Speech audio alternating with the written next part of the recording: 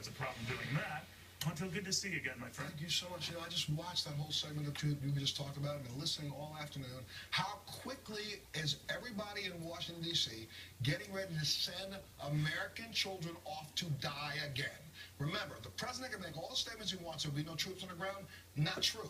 500 Marines are going on the ground right now to help get U.S. soldiers and U.S. people out of Iraq. So you think it's still very, very volatile? Oh, not only is it volatile, but as we put planes in the air, one of them gets shot down. Let me ask you a question, Neil.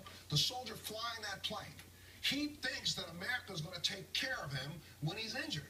And we're not. We've been showing this day in and day out. Every day, another 50,000, 100,000 people are left off of list, and we are so happy to send more boys in to die and then not keep our promise when they come home. Now, what is your fear? I mean, we can get back and forth on what's going to happen with the insurgents, what they're doing. I want to talk about, you said it's affected soldiers' moods. You talked to a lot of soldiers and how confident they feel the country is behind them. 22 a day since the first day I came here took their lives, Neil. 22 a day. The last 15 days, 22 soldiers a day.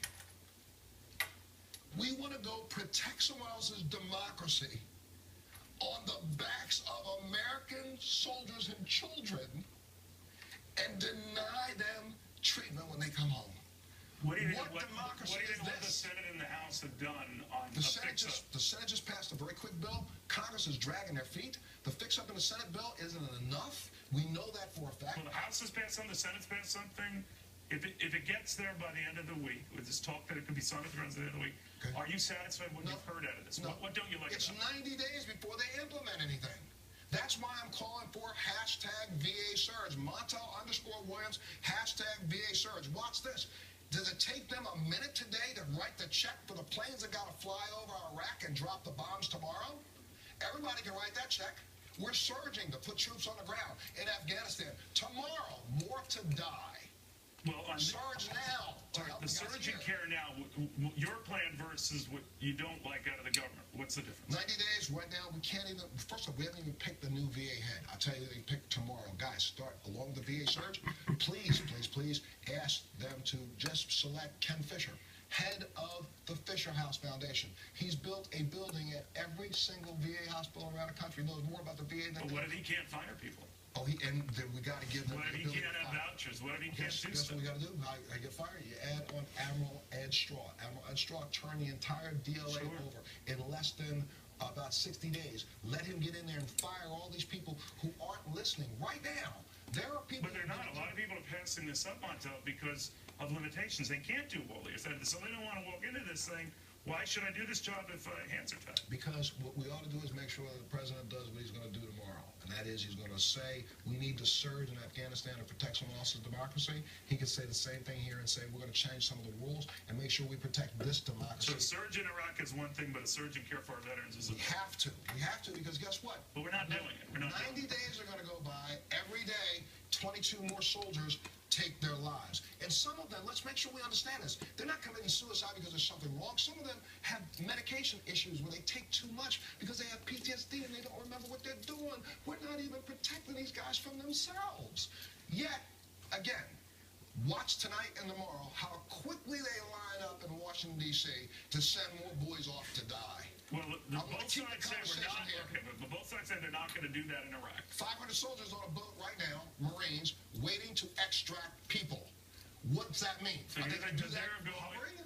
Well, we said we should have backup for people who are going to be extracted. We're doing it. They are waiting. I know. I'm saying we would not be for that. We have to, but watch this. I want to make sure that the Marine that steps on that beach knows when he gets shot, somebody's going to take care of him. He doesn't even know the promise is real because all we've done is lie to him. Well, you talk to a lot of these vets, too. Do they feel like the promise is broken, they're not appreciated? They feel not appreciated, they feel lied to, and they feel right now that all of this is... Who are they angry at? The doctors who shuffle the law? Politicians? Congress. They're angry at the president. They're angry at their leaders. They're angry at people who keep pushing them up. You know, last week, a soldier pulled into a VA hospital out west, took his own life in the parking lot, because he was so frustrated with the fact that nobody would listen. Listen, we have issues going on around the world. The same people that we want to send to solve them are the guys that we're denying care for after they put their lives on the line for somebody else's democracy. A very good point. How dare we? Do you get, though, Montel, a sense that we're not going to move aggressively on this and that we pour good money after bad? They've got a $180 billion budget at the VA, and they just piss it away. What I said the first question you asked me about this, leadership. That's the problem. We need to allow the surge. When we do a surge, we put in whatever bunker buster bombs we need, whatever strategy we need. Would you shut the VA down? I would. You know what I'll do? I'll make some people mad. A lot of people losing their job in the next 60 days. Done. If I took over the VA tomorrow, I would walk in because I'll tell you something. I know some of these people who have received emails from people in the last 20 days who won't even pass them on to the people ahead of them. And they're hearing from good people around the country, admirals, generals who are writing and telling them what to do, and they're just sending back notices. We'll put that with the group of other recommendations. Are you kidding me? You're getting some of the best information from guys on the ground who served, and you won't even listen. But is the VA too big, Montel? It's too big, and we've created a structure where, again, if you can't fire somebody, we got a problem. And we got a bigger problem. When a group of people can vote themselves a bonus just for keeping track of numbers that they lie about, we need to shut this organization down. That's part of my surge, my friend. I'm telling you. But the surge would be what fills its void? What happens? Immediately. Are you ready for this? I said it the first time. It's real simple. The President of the United States, with not even an executive order, can just say to every one of the Surgeon Generals, open up the active duty medical facilities, DOD facilities across the board, and then also use the National Health Corps facilities right now to fill in the void to end the backlog. They're full already. They're not. They're not. And if they are filled, then what he can do is he can use temporary active duty the same way they did for me for 3 years. I went on and off active duty. I could be brought on active duty for 60 days without Congress having to approve it. For 60 days, you could bring on right now probably, I think it's 14,000 medics, corpsmen, and hospital men from all 4 branches of the service have gotten out in the last 3 years. You could bring some of them back on right now, augment every single DOD facility with 60 or 70, whatever they need to just end the backlog. Because once we end the backlog... How would you avoid the repetition, though? What do you mean? The repetition of care, like here's this hospital's doing this hospital's doing that. They're all flooding the system. Very simple. Right here, in this facility alone, right here in New York City, we probably have 14 different medical clinics and facilities that are DOD or National Health Corps organizations. We could, right now, allow soldiers to come there. As soon as you walk in, you get a card. Neil Cavuto, you walked in. I don't care if you're in the Vietnam War, it doesn't matter. I've got you. I've got your service record. I'm going to right now triage you. If you've got an issue that we've got really serious medical problems with, I got to get you into the system. But if I have things like, I've got to stabilize your medication, I have to maybe help you with a diabetic wound, I may have to help you with, I can do those. But why do these guys say they're over-medicated, or someone throws pills at them and says, all right, call me in a month? But remember what I told you. I want to help this issue also, because there's technology out there right now available to allow a soldier who can't actually keep track of his own medication to allow the medication to take track of itself.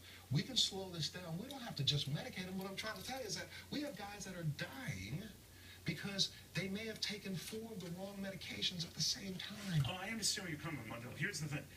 Both bills, Yes, the House and the Senate, provide $50 billion more in funding. But no one knows exactly how that $50 billion will be spent on top of the $180 billion that already is. That's why in a surge, in having emergency situation, you also give me the higher fire ability and the ability to augment for an immediate issue. Remember, I'm going to keep saying this until I drop. We don't know what the bill's going to be. Right now, if we've got 300,000 soldiers that have not seen a doctor for the last 2.5 years, if they went out because they had a scratch... What do they tell you why they haven't seen a doctor? Because they can't get in to get an appointment. Some of them live too far away. Some of them, when they go in, they get pushed off to the next one. Oh, but we talked to a few came in here, Montel, said, even when they get in, they just say, well, just more or less take a number. Yeah. And you could be sitting in the hospital today, tomorrow. Your life comes to a hold. So the whole system, has got to change. And there are, watch, I'm not trying to tell everybody in America that Montel's got every answer, but guess what? I can give you 15 good Americans who can answer. Admiral Ed Strong right now. Call upon him. We've called upon him to fix other problems in the U.S. military with the DLA. Again, Ken Fisher, he can get this done today. And, I keep throwing these guys under the bus because until somebody starts to listen, I haven't heard anybody else's names, have you? Well, we have heard a bunch of names, but Yeah, they don't come to fruition, do they? Montel, always good. Keep at it, my friend. Please, hashtag Montel _ Williams, hashtag VA Surge.